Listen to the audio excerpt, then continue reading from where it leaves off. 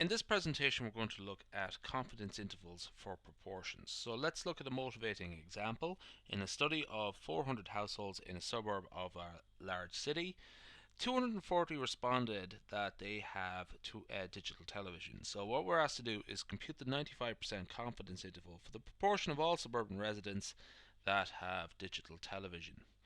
So first off, let's remind ourselves of the general structure of a confidence interval. We have the point estimate plus or minus the quantile times standard error. What I'm going to do is go through each of these sequentially, and at the end we will put it all together and find our confidence interval. So the first thing we're going to do is the point estimate, and important thing to say here that the point estimate is the sample proportion, and we denote that p hat. Just as a remark, the sample size is n, and n here is equal to 400. So 240 successes out of 400, that is 0.60. So our p hat, the sample proportion, is 0.60. We could express that as a percentage, so that's 60%. Okay. Just as a remark, we have our point estimate now, but it's also quite useful to consider the complement as well. The complement is simply those that do not have digital television, and in that case it's just 1 minus p hat, which is 0.40. Okay, so moving on. Quantile. So I'm not going to spend too much time on computing the quantile. It's here it's a straightforward enough exercise to compute the quantile.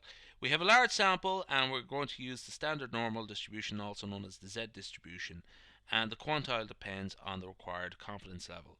So here the confidence level was 95%, so the quantile we're going to use is simply 1.96. Now, the standard error. This is computed according to the following formula. Just to be clear, this is used to compute. This is used for confidence intervals.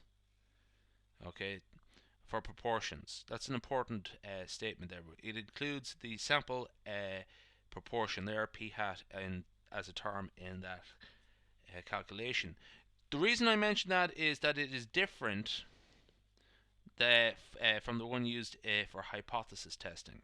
Okay, there's a difference there. So, if depending on whether or not you're doing a hypothesis test or computing a confidence interval, there is actually a different standard error formula to be used when doing each. Okay, just as a remark, they're also generally tabulated at the back of exam paper, so you don't have to memorize them.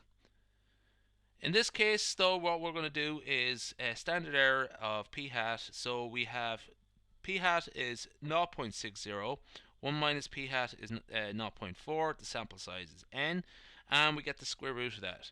Now, if you try that out in your calculator, you might find that it is actually quite a tricky calculation. So, what is generally easier is actually to work in terms of percentages.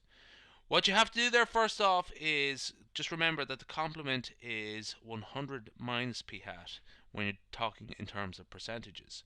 So the complement of 60% is 40%. So 60 times 40 divided by 400, let's work that out. That's the square root of 2400 divided by 400. That's actually the square root of 6, and to two decimal places, we're going to call that 2.45. So the standard error there is 2.45. So what we're going to do now is piece it all together. So we have, and I'm going to work in terms of percentages, 60%, so that's 60 plus or minus 1.96 times 2.45. Now I'm going to calculate that to two decimal places. So that is 4.80. So the answer is confidence interval is 55.2% to 64.8%. Okay. You could actually be go to two decimal places if you want. Or be a bit to go to three decimal places if you want. But that'll do this for the time being. So that's our answer there. That is confidence interval, 55.2 to 64.8. And if we want to express it in terms of proportions, as in the value between 0 and 1, we would have 0.552 to 0.648. And that ends our presentation.